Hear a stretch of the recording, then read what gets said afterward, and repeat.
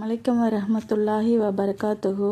இப்போ பார்க்க போகிற தலைப்பு என்ன அப்படின்னா, முஃமின்களின் தாய் அப்படின்னு சொல்லக்கூடிய ஆயிஷா ரலியல்லாஹு அன்ஹு அவங்களுடைய சுருக்கமான வாழ்க்கை வரலாறை பற்றி பார்ப்போம்.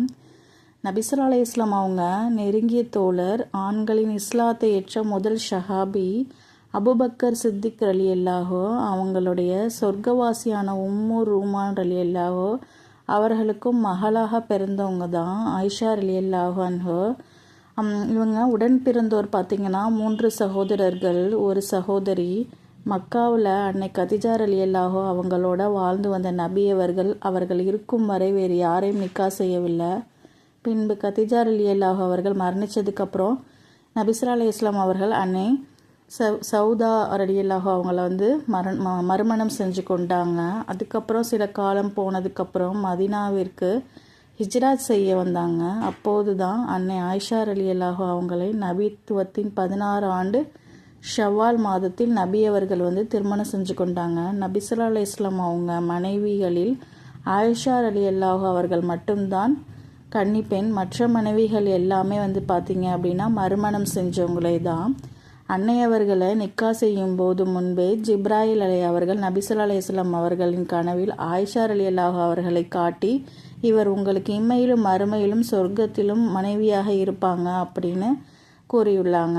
இது நூல் சுனன் திர்மதியில் 3880 பதிவிடப்பட்ட ஒரு செய்தி. மதீனாவில் பள்ளிவாசலுக்கு அருகில் ஒரு சிறிய மண் வீட்டில் தான் நபி அவர்களும் ஆயிஷா ரலியல்லாஹு அவங்களும் வாழ்ந்து வந்தாங்க. அன்னை ஆயிஷா ரலியல்லாஹு அவங்க பார்த்திங்கன்னா உலகப்பற்றவர்களாக மிகவும் இலகிய உள்ளம் கொண்டவங்க, பிறருக்கு அதிகம் தர்மம் செய்யக்கூடியவங்க. நபி ஸல்லல்லாஹு அலைஹி வஸல்லம் அவர்கள் மறைவுக்கு அப்புறம் பார்த்திங்க அப்படின்னா அவர்களின் செலவுக்கு குறிப்பிட்ட தொகை கொடுப்பாங்க. ஆனால் அதையும் அவர்கள் தர்மம் செய்யக்கூடியவர்களாக தான் இருந்தாங்க. ஆனால் ஆயிஷா ரலியல்லாஹு அவங்க பார்த்திங்கன்னா அதிக நினைவாற்றல் உள்ளவர்களாக இருந்தாங்க. சிறு வயதில் ஒரு முறை அன்னை அவர்கள் ரெக்கை உள்ள குதிரை வைத்து விளையாடி கொண்டிருந்தாங்க. அதை பார்த்த நபி அவர்கள், என்ன ஆயிஷாவே, உன்னுடைய குதிரைக்கு ரெக்கை முளைத்துள்ளது என்று கிண்டலாக கேட்டார்கள். அதற்கு அன்னை அவர்கள் சுலைமான் அலை அவர்களிடம் இருந்த குதிரைக்கு ரெக்கை இறந்தல்லவா என்று கூறி பதில் கூறினார்கள். நூல் சுன்னன் அபுதாவுத்தில் இது பதிவிடப்பட்ட ஒரு செய்தி. ஆயிஷா ரலியல்லாஹு அவங்க வாழ்ந்து வந்த வாழ்வில் நடந்த மிக முக்கியமான நிகழ்வில் ஒன்று பார்ப்போம். ஒரு முறை சிறிய போர் ஒன்றுக்கு நபி ஸல்லல்லாஹு அலைஹி வஸல்லம் அவங்க ஷஹாபாக்களை அழைச்சிக்கிட்டு சென்றாங்க. இவர்களுடன் முனாஃபிக்களும் வந்திருந்தாங்க. நபி ஸல்லல்லாஹு அலைஹி வஸல்லம் அவர்கள் வழக்கம் போல போருக்கு சென்றாலும் தங்கள் மனைவிகளிடையே சீட்டு குலுக்கி போட்டு அதில் யார் பெயர் வருகிறதோ அவர்களை உடன் அழைத்து செல்வாங்க. இந்த போரில் அவ்வாறு ஆயிஷா ரலியல்லாஹு அவங்கள நபி ஸல்லல்லாஹு அலைஹி வஸல்லம் அழைத்து சென்றாங்க. ஆயிஷா ரலியல்லாஹு அவர்கள் தன்னுடைய மற்றொரு சகோதரி அஸ்மா ரலியல்லாஹு அவர்களிடம் ஒரு கழுத்து மாலை கடன் வாங்கி போட்டிருந்தாங்க. கடைசி இரவு பகுதியில் சுய தேவை நிறைவேற்ற படைகளில் விட்டு சென்ற தூரமாக சென்று வந்தாங்க. அப்போது அவங்க அணிந்திருந்த அந்த கழுத்து மாலை காணாமல் போயிடுச்சு. அவர்கள் அதை தேடி மீண்டும் வந்த வழியே சென்றாக. திரும்பி படை இருக்கும் இடத்திற்கு பார்க்கும்போது படையினர் அனைவரும் புறப்பட்டு போயிட்டாங்க. அப்போ பெண்களை அப்போது உள்ள கழுத்தில் ஒரு பெட்டி போன்ற ஒன்றில் வைத்து சுற்றிலும் திரையிட்டு மறைத்து விடுவார்கள். பின்பு அதை தூக்கி ஒட்டகத்தின் மீது வைத்து விடுவாங்க. ஆனால் ஆயிஷா ரலியல்லாஹு அவர்கள் ஒல்லியாக இருந்ததால் உள்ளே நபர் உள்ளாரா இல்லை என்று பார்க்காமல் அனைவரும் சென்று விட்டாங்க.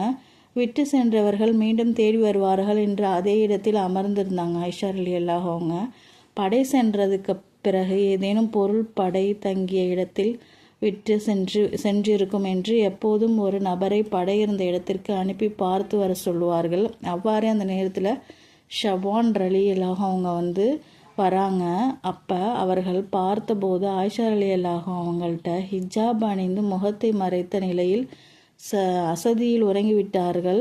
இதை பார்த்த ஷஹாபி, இன்னா லில்லாஹி வ இன்னா இலைஹி ராஜிஊன் என்று சப்தமாக கூறினார்.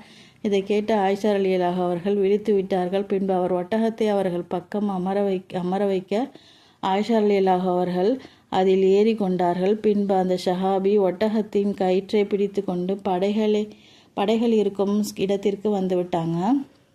இதை பார்த்த நயவஞ்சர்கள் ஆயிஷா ரலியல்லாஹு அவர்களை அந்த ஷஹாபியுடன் வைத்து அவதூறு பேச ஆரம்பித்து விட்டாங்க. இந்த செய்தி எல்லா இடங்களிலும் பரவ ஆரம்பிச்சிருச்சு. ஆனால் இதை பற்றி எந்த ஒன்றும் ஆயிஷா ரலியல்லாஹு அவர்களுக்கு தெரியாது. சில நாட்கள் கழித்து தான் மக்கள் தன்னை பற்றி இவ்வாறு பேசுகிறாங்க அப்படின்ற செய்தி அவர்களுக்கு தெரிய வர தன்னுடைய தாய் வீட்டிற்கு சென்று விசாரிக்கத்தான் கேள்விப்பட்டு செய்தி உண்மை என்று தெரிய வர அழ ஆரம்பித்து விட்டாங்க. 3 நாட்களுக்கு தாய் வீட்டில் அமர்ந்து சோகத்திலும் அழுகையிலும் இருந்தாங்க. தாயும் தந்தையும் ஆறுதல் கூறி அதை கேட்கும் மனநிலையில் அவர்கள் இருக்கல. பின் நபி ஸல்லல்லாஹு அலைஹி வஸல்லம் அவர்கள் அவர்களிடம் வீட்டுக்கு வந்து தவறு செய்திருந்தால் அல்லாவிடம் பாவ மன்னிப்பு கேள் என்று கூறினாங்க. நான் தவறு இழைக்கவில்லை என்று கூறினாலும் யாரும் என்னை நம்ப மாட்டார்கள். நான் தவறு செய்யவில்லை என்பதை அல்லாஹ் மட்டுமே அறிந்தவன் என்று கூறினார்கள். பின்பு அல்லாஹ் வந்து ஆயிஷா ரலியல்லாஹு அவங்கள்ட்ட தூய்மையானவர்கள் தவறு இழைக்கவில்லை என்று சூரா அன்னூரில் வசனம் 11 முதல் 21 வரை அருளினான். இதற்கு பின்பு தான் ஆயிஷா ரலியல்லாஹு அவங்க நிம்மதி அடைஞ்சாங்க. இஸ்லாமிய வரலாற்றில் இந்த சம்பவத்தை உஹுக் என்று அழைக்கப்படுது. நூல் ஷஹீஹ் புகாரி 2661 பதிவிடப்பட்ட ஒரு செய்தி. இந்த சம்பவத்திற்கு அதுக்கப்புறம் ஆயிஷா ரலியல்லாஹு அவர்கள் மீது நபி ஸல்லல்லாஹு அலைஹி வஸல்லம் அவர்களுக்கு அதிகமான பிரியம் உண்டானது. மனைவிகளில் மற்றவர்களை விட அதிகமாக ஆயிஷா ரலியல்லாஹு அவர்களையே நேசித்தாங்க. நபி ஸல்லல்லாஹு அலைஹி வஸல்லம் அவங்க எந்த அளவுக்கு முக்கியத்துவம் கொடுத்து மார்க்க பணி செய்தார்களோ அதே அளவுக்கு குடும்பத்துடன் நேரம் செலவழிப்பாங்க. இதற்கு பல சான்றுகள் நம்ம ஆயிஷா ரலியல்லாஹு அவர்கள் வரலாற்றில் காணலாம். நபி ஸல்லல்லாஹு அலைஹி வஸல்லம் அவர்கள் ஆயிஷா ரலியல்லாஹு அவர்களுக்கு மகிழ்ச்சிக்கு நிறைய முக்கியத்துவம் கொடுப்பார்கள். ஒரு முறை வெளியே சிலர் மல்யுத்தம் செய்து கொண்டிருந்தார்கள். அதை ஆயிஷா ரலியல்லாஹு அவர்கள் நபி ஸல்லல்லாஹு அலைஹி வஸல்லம் அவர்களின் தோள்பட்டையின் மீது தலை வைத்து வேடிக்கை பார்த்து கொண்டிருந்தார்கள். அதுவரையும் நபி ஸல்லல்லாஹு அலைஹி வஸல்லம் அவர்கள் அதே இடத்தில் நின்று கொண்டிருந்தார்கள். நூல் ஷஹீஹ் புகாரி 988 பதிவிடப்பட்ட ஒரு செய்தி. மற்றொரு முறை நபி ஸல்லல்லாஹு அலைஹி வஸல்லம் அவர்கள் வெளியே செல்லும்போது ஆயிஷா ரலியல்லாஹு அவர்களை அழைத்து சென்றார்கள். அப்போது ஒரு இடத்தில் இருவரும் ஓட்டப்பந்தயம் நடத்தினார்கள். முதலில் ஓட்டப்பந்தயத்தில் நபி ஸல்லல்லாஹு அலைஹி வஸல்லம் அவர்கள் வெற்றி பெற்றார்கள். 2வது முறை ஆயிஷா ரலியல்லாஹு அவர்களுக்கு விட்டு கொடுத்து நபி ஸல்லல்லாஹு அலைஹி வஸல்லம் தோற்று போனார்கள். இது வந்து நூல் அஹமது 25075 பதிவிடப்பட்ட ஒரு செய்தி. நபி ஸல்லல்லாஹு அலைஹி வஸல்லம் அவர்கள் ஃபஜ்ர் அதான் கூறிவிட்டால் சுன்னத் தொழுது விட்டு ஆயிஷா ரலியல்லாஹு அவர்களை விழித்திருந்தால் அவர்களுடன் அமர்ந்து பேசி கொண்டிருப்பார்கள். இது நூல் ஷஹீஹ் புகாரி 1119 பதிவிடப்பட்ட ஒரு செய்தி. நபி ஸல்லல்லாஹு அலைஹி வஸல்லம் அவர்கள் ஆயிஷா ரலியல்லாஹு அவர்களை ஆயிஷ் என்று செல்ல பெயர் வைத்து அழைப்பார்கள். நூல் ஷஹீஹ் முஸ்லிம் 4837 பதிவிடப்பட்ட ஒரு செய்தி. இன்னும் சொல்ல வேண்டும் என்றால் ஆயிஷா ரலியல்லாஹு அவர்கள் நபி ஸல்லல்லாஹு அலைஹி வஸல்லம் அவர்களின் மீது திருப்தியுடன் உள்ளார்களா அல்லது கோபமாக உள்ளார்களா என்று நன்கு அறிந்து வைத்திருந்தார்கள். இவ்வாறு நபி ஸல்லல்லாஹு அலைஹி வஸல்லம் அவர்கள் ஆயிஷா ரலியல்லாஹு அவர்கள் மீது காட்டிய அன்பு முக்கியத்துவம் பற்றி சொல்லிக்கொண்டே போகலாம்.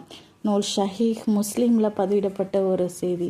ஒரு முறை ஒரு பயணத்தில் நபி ஸல்லல்லாஹு அலைஹி வஸல்லம் அவர்கள் அன்னை ஆயிஷா ரலியல்லாஹு அவர்களும் இன்னும் மற்ற ஸஹாபாக்களும் சென்றிருந்தாங்க. அப்போது ஆயிஷா ரலியல்லாஹு அவர்கள் அணிந்திருந்த கழுத்து மாலை மறுபடியும் தொலைந்து விட்டது. ஸஹாபாக்கள் அதை தேடிக்கொண்டிருந்தாங்க. பாலைவனம் வேறு ஃபஜ்ர் தொழுகைக்கு நேரமும் ஆகிவிட்டது. தண்ணீரும் மிக குறைவாக இருந்தது. இந்த இக்கட்டான சூழ்நிலைக்கு ஆயிஷா ரலியல்லாஹு அவர்கள் செய்த தவறுதான் காரணம் என்று சில சஹாபாக்கள் கடிந்து கொண்டார்கள். அபூபக்கர் ரலியல்லாஹு அவர்களும் தன் மகளை கண்டித்தார்கள். அப்போதுதான் அல்லாஹ் அல் குர்ஆன் வசனத்தை அருளி அல் குர்ஆன் 4:43 தைமும் சட்டத்தை முஸ்லிம்களுக்கு கடமையாக்கினான் அப்படின்னு சொல்லி வந்திருக்கு. நூல் ஷஹீஹ் புகாரில் 3672 பதிவிடப்பட்டது.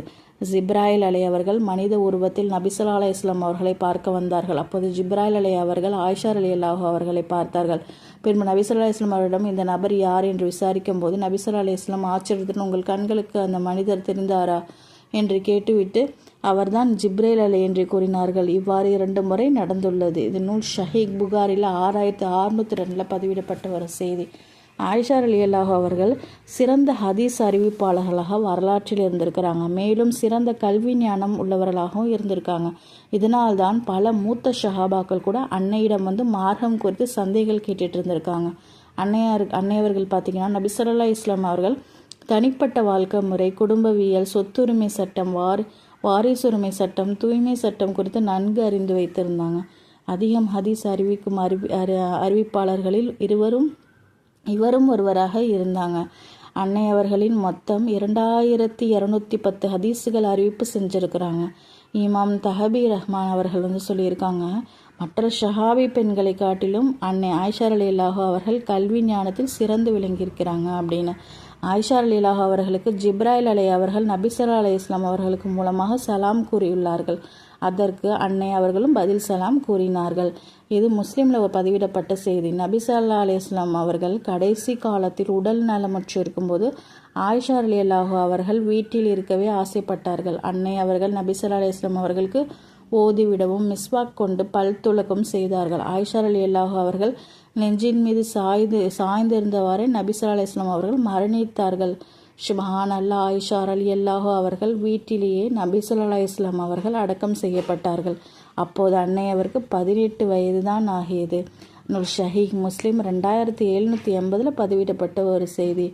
அன்னை அவர்களின் ஹிஜ்ரி 58ஆம் ஆண்டு தனது 66 வயதில் மரணித்தார்கள். அபு ஹுரைரா ரலியல்லாஹு அவர்கள் ஜனாசா தொழுகை நடத்தி ஜன்னத்துல் பக்கியில் நல்லடக்கம் செய்யப்பட்டார்கள். இந்த பதிவு உங்களுக்கு யூஸ்ஃபுல்லாக அமைஞ்சிருக்குன்னு நினைக்கிறேன். வேறு ஒரு பதிவில் நான் உங்களை சந்திக்கிறேன். அஸ்ஸலாமு அலைக்கும் வரஹ்மத்துல்லாஹி வபரகாத்துஹு.